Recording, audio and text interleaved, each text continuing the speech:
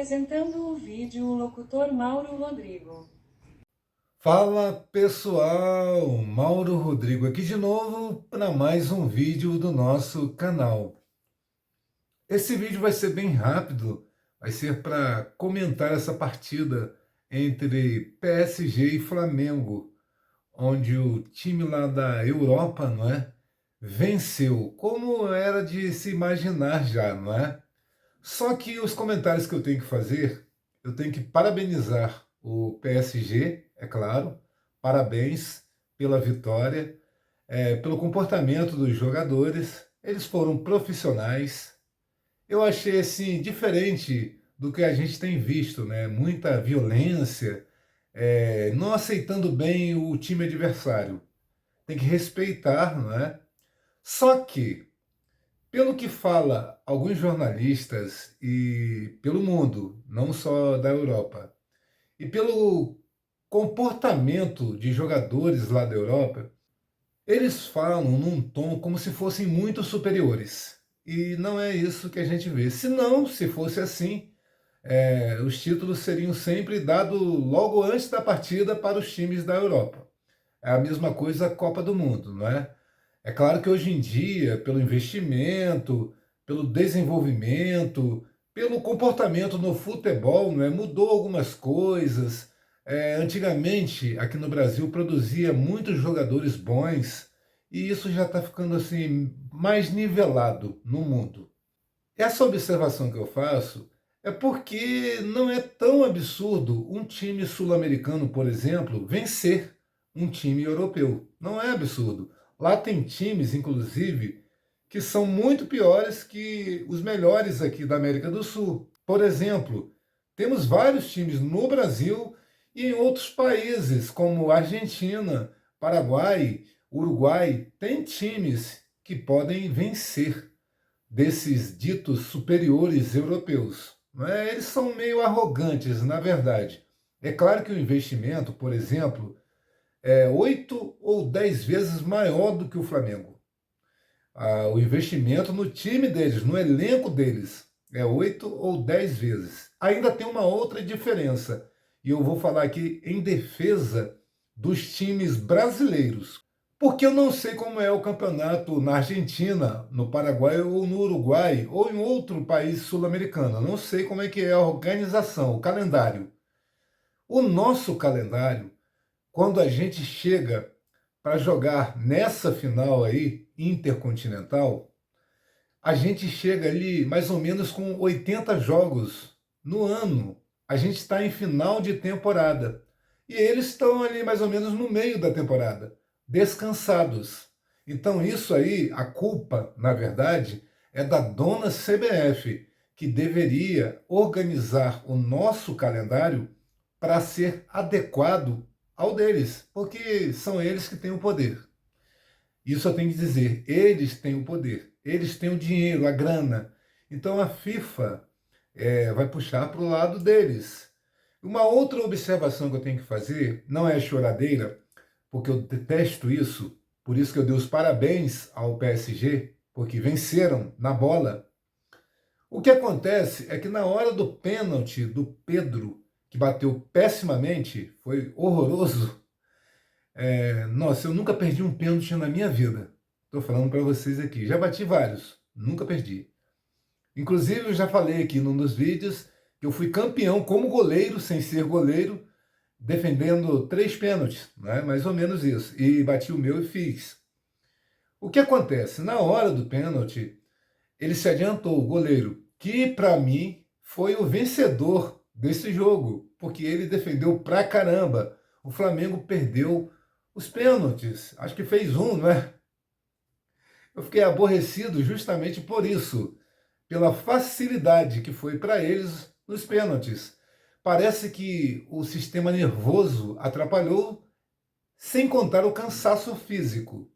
Os jogadores do Flamengo estavam mais cansados, mais uma vez por conta do calendário do futebol brasileiro, que é uma bagunça. Para mim, deveria ser adequado ao dos europeus. Eu garanto para vocês que os resultados das partidas seriam muito diferentes. E outra coisa, outros times brasileiros já ganharam esse mesmo tipo de jogo aí, essa final intercontinental. Tivemos aqui, e sempre no mesmo sistema. O final da nossa temporada, a gente enfrentando eles lá no início ou no meio da temporada deles. Nós tivemos aqui, o Flamengo mesmo, em 81, ganhou, né, nessa mesma situação, jogando o ano todinho, se cansando. É claro que tinha uma certa diferença, que os jogadores naquela época eram mais fortes, mais resistentes, agora são mais delicados, não é? São mais sensíveis, cansam com mais facilidade. Na minha época de pelada, de jogar bola, eu jogava 3 vezes por dia. No mesmo dia, eu jogava 3 vezes, 3 partidas. E não tive contusão, não tive estafa, o meu corpo não ficou com problemas. Era tudo tranquilo, não tinha essas frescuras que tem hoje em dia. Mas está tudo bem. O que eu quero dizer mais uma vez, a CBF deveria arrumar esse calendário nosso para a gente chegar, pelo menos fisicamente, em pé de igualdade, não é? Porque fica bem ruim, bem prejudicial aos times brasileiros, porque os times brasileiros são bons times. Não é à toa que vira e mexe, e há anos, os europeus vêm buscar jogadores aqui no Brasil, jogadores sul-americanos, para enriquecer o futebol deles, que antigamente era um futebol mais duro, não tinha a qualidade que tem hoje, mas essa qualidade foi porque buscaram jogadores aqui sul-americanos que tinham habilidade, eram gênios, e eles absorveram, eles pegaram e captaram, não é, essa coisa do craque mesmo, não aquela força física, aquela força bruta que era o futebol antigamente. Pouquíssimos times europeus tinham jogadores extraordinários. Pouquíssimos. Existiam, é claro. Nós conhecemos vários jogadores aí na história que eram diferenciados. Hoje em dia você vê com mais facilidade. E também porque tem outros jogadores de outras nacionalidades, em especial sul-americanos, que são diferenciados, habilidosos, que são tipo assim o estilo Arrascaeta, gênios, porque Arrascaeta ele é diferenciado, é um dos melhores da atualidade. Você vê jogadores famosos lá na Europa querendo a camisa do De Arrascaeta. Eu vi um vídeo agora do Pilhado, justamente falando sobre isso. Um jogador lá foi pedir a camisa, foi até com Júlio César, que foi goleiro do Flamengo. Foi lá na equipe do Flamengo lá pedir a camisa, e a camisa 10 do De Arrascaeta, para vocês verem. Quem entende de futebol, olha para De Arrascaeta e vê um gênio, vê um cara que é bom de bola. Quem é torcedor, que se leva pela paixão, é o rival, eterno rival, o ódio, aí odeia o De Arrascaeta, vai falar mal. Não é? É basicamente assim. Agora, aquelas pessoas que entendem de futebol vão dizer que o cara realmente é diferenciado. E eu fiquei sabendo aí que vai ter umas contratações diferenciadas aí para o Flamengo, que ganhou muita grana aí nesses últimos títulos que conquistou, não é? E vai investir no futebol. Se eu não me engano, vai ter surpresa boa para a galera aí. Eu estou acompanhando os outros canais, mas eu não gosto de dar notícias desse tipo, porque parece que eu estou querendo inventar notícia. Não, eu fiquei sabendo de umas contratações aí que estão encaminhadas para o ano de 2026. E eu fico muito feliz, não é? Tem que investir mesmo para ganhar mais, para conquistar mais e ganhar mais dinheiro para poder sempre investir mais. Isso é a administração consciente, não é? Seria o certo para que os times brasileiros imitassem o Flamengo, a administração. Estão entendendo? Para que os times ficassem no mesmo nível, lá em cima, para melhorar o futebol e não ficarem criticando o Flamengo com raiva, usando da paixão e não da racionalidade. A gente tem que parabenizar o Flamengo pela administração, que começou lá em Bandeira.